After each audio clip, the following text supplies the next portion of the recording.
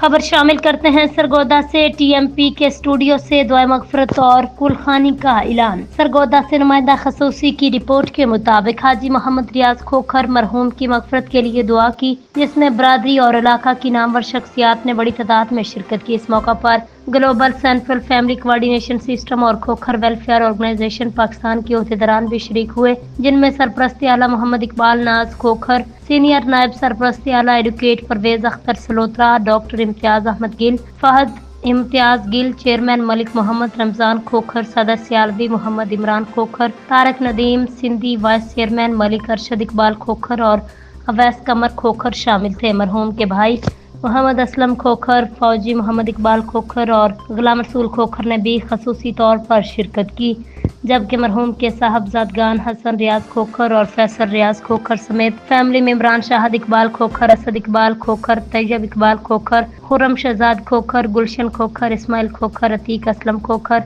दीगर अजीज़ व अकारिब शामिल थे। इलाके के मोअज़्ज़िज़ीन, सियासी समाजी रहनुमा और कारोबारी शख्सियात ने भी जनाजे और महफिल दुआ में शिरकत की। मरहूम के साले सवाब के लिए खसूसी दुआएं की।